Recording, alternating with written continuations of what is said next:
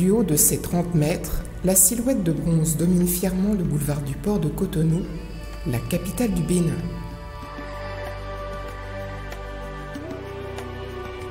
Surnommées au XIXe siècle les Amazones par les Européens, en référence au mythe des femmes guerrières de la mythologie grecque, ces impitoyables femmes soldats, rassemblées en troupes d'élite, protégeaient farouchement le roi Guézo, qui régnait alors sur le Dahomey.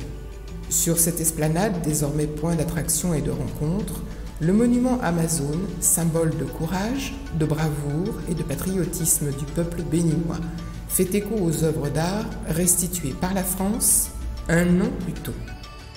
Un dernier regard empreint de nostalgie et de satisfaction. Le président français Emmanuel Macron profite des dernières heures d'exposition au musée du Quai Branly, des œuvres destinées à rentrer au Bénin. Malgré une fin de non-recevoir du Quai d'Orsay essuyée en mars 2017, le processus de restitution des biens culturels lancé par le président Talon dès son arrivée au pouvoir en 2016 a finalement abouti en ce mois de novembre 2021. C'est tout un programme de coopération qui doit permettre de renforcer nos liens, de créer de nouvelles opportunités d'échanges, de rencontres, de projets, et qui s'inscrit en parfaite cohérence avec ce que nous souhaitons conduire plus largement. Au Palais de l'Élysée, le 9 novembre dernier, Emmanuel Macron et Patrice Talon entérinaient la restitution des 26 œuvres avec la signature par les ministres de la Culture des deux pays du transfert de propriété dans le cadre d'un accord bilatéral de coopération culturelle entre l'État français et un État africain. Par ma voix, c'est le peuple béninois tout entier qui vous exprime sa gratitude et ses félicitations pour votre clairvoyance et votre courage qui ont permis de franchir le cap du tabou de la restitution.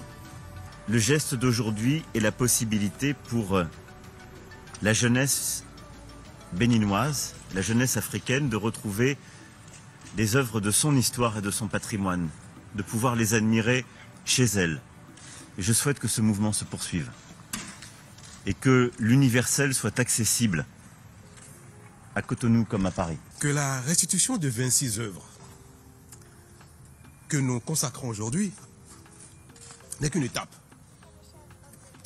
dans le processus ambitieux d'équité et de restitution des patrimoines mémoriels estorqués jadis au royaume du territoire du Bénin par la France. Après 130 ans d'absence, les 26 pièces dérobées lors de la mise à sac du palais d'Abomey par les troupes coloniales retrouvent leur terre d'origine. Je suis tellement heureux, très fier pour voir nos biens qui étaient en France que les Blancs ont saisi. Ce sont nos biens. On sait bien que nos biens, c'est notre trésor. C'est-à-dire quand on nous a dit que ça va venir au Bénin aujourd'hui, nous, Aboméens, nous sommes tellement fiers et heureux d'avoir notre trésor qui était en France. Salué par une foule rassemblée massivement sur son passage, le cortège se dirige vers la réception organisée en grande pompe au palais de la présidence. Je n'avais guère la certitude que cette revendication aboutirait un jour, encore moins de mon vivant.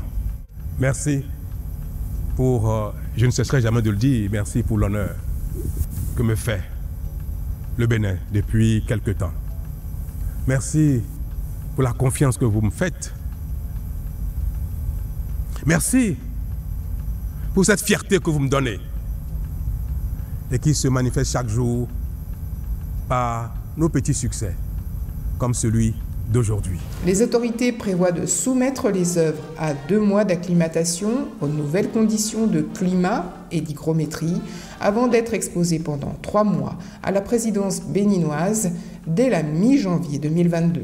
Ensuite, les populations pourront venir les admirer pendant 2 ans à Ouidah en attendant la construction du musée et la rénovation des palais d'Abomey. Les travaux sont en partie pris en charge par l'Agence française de développement qui aura débloqué à cet effet un prêt de 25 millions d'euros. La restitution des œuvres d'art au Bénin, ça a été une bonne initiative. J'ai surtout remarqué que ça a permis au peuple béninois, aux populations de se reconnecter à la culture. À nous, Béninois, les enfants, les jeunes générations à venir, de savoir que par le passé, nos rois ont eu quand même des objets qui sont quand même importants pour nous et maintenant ils sont restitués. Alors ça peut vraiment encore plus créer l'histoire et retracer l'histoire du Bénin. Ce que moi je souhaite, c'est que le reste revienne. Voilà. Pour favoriser surtout le tourisme au Bénin, pour promouvoir la culture béninoise. Figure emblématique du Nord Bénin, ayant résisté aux troupes coloniales françaises, la statue équestre de Bioguéra défie les passants et les visiteurs sur le rond-point de l'aéroport. Enrichi de nouveaux monuments commémoratifs, le Bénin mise sur la réappropriation culturelle de ses œuvres pour dynamiser son développement touristique. Nous ne pouvons rien faire en dehors de notre culture. La culture est l'essence même de notre être. Et en tant que tel, nous avons toujours agi en tenant compte de nos us et coutumes, en tenant compte de nos traditions et en tenant compte de nos cultes endogènes. C'est ça l'expression de notre identité en tant qu'Africains et en tant que Béninois en particulier. Parce que comme vous le savez, le Bénin est toujours qualifié comme étant la terre du vaudou. Le vaudou étant l'expression de notre être envers la divinité, l'être suprême, que certains qualifient de créateur du ciel et de la terre. Donc, dire que c'est maintenant que nous faisons la révalorisation de cette culture, c'est un peu exagéré, je vais dire. Parce que je me souviens que dans les années qui ont suivi l'indépendance, notre pays, le Bénin, avait participé à un festival mondial à Paris. Et c'était plus précisément en 1962. C'est le Bénin qui portait le nom de Dahomey à l'époque, qui avait remporté le premier prix de ce festival du monde. Et que ce soit au festival de Dakar ou au festival de Lagos au Nigeria, nous avons toujours brillé par l'originalité et la particularité de la culture béninoise. Et je me souviens aussi qu'en 2005, au Festival mondial d'Aichi au Japon, le Bénin s'est fait caractériser par l'exposition de la forêt sacrée. Cette forêt sacrée qui est déjà le signe et la notion que nos ancêtres avaient pour souci la préservation de l'environnement, donc de la nature. Ce n'est qu'après que la dégradation de cet environnement est venue, parce que nous avons voulu copier, faire comme la civilisation occidentale. Donc la restitution des trésors royaux, la restitution de notre art, une restitution partielle, est venue révéler au monde que nous avons une richesse culturelle. Mais pour moi, ce n'est pas une révélation, mais c'est une confirmation pour ceux qui ne savaient pas qu'effectivement nous avons une culture forte et bien présente.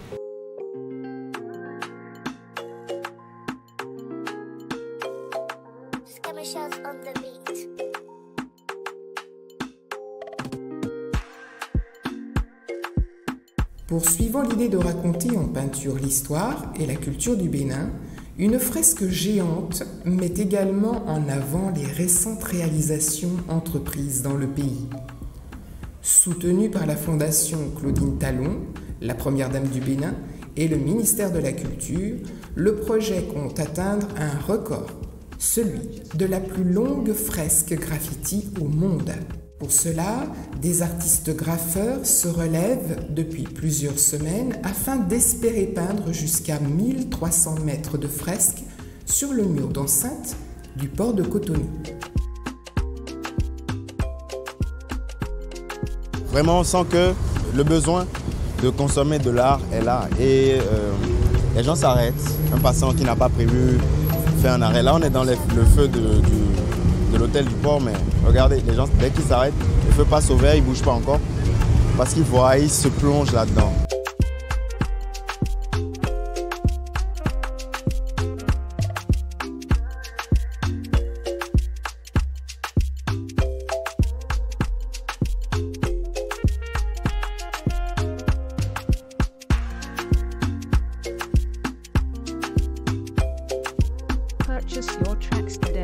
C'est une continuité et ces œuvres dont il est question font partie de l'histoire du Bénin. Et il va de soi que certains artistes, dans leurs œuvres, puissent se connecter et produire ces œuvres. Et c'est un moment de partage. En même temps, c'est un moment de découverte pour le peuple. En fait.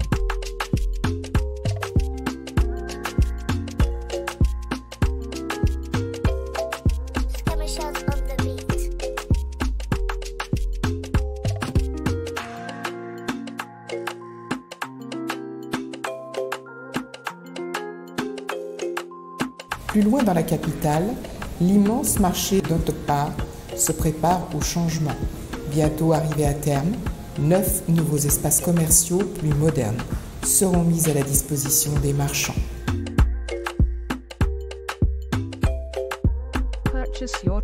Le centre de promotion de l'artisanat attend également d'être relogé dans un complexe alliant des fonctions culturelles et artistiques dans le quartier de la Bourse du Travail. Avec une politique de modernisation des infrastructures et de valorisation du patrimoine culturel, les espaces de loisirs prennent peu à peu leur place dans le cadre de vie des Béninois. Pour exemple, le lac d'Adunko abritera bientôt une base nautique dans un espace sauvage à quelques kilomètres de la capitale.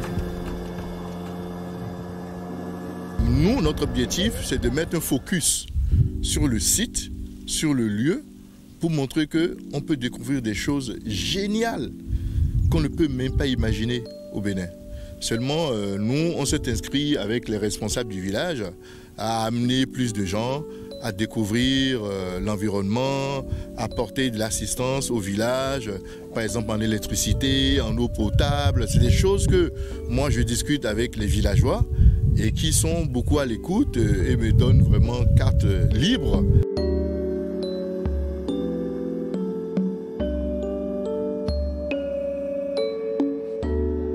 Donc voilà, on est à l'entrée de la mangrove du village Adunko.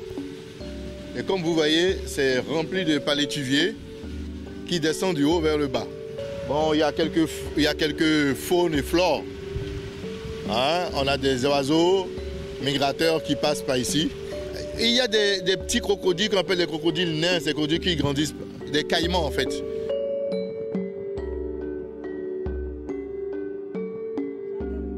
La cité lacustre de Gonvier, Ouida, les palais d'Abomey ou de Porto Novo constituent des trésors qui complètent la richesse du pays.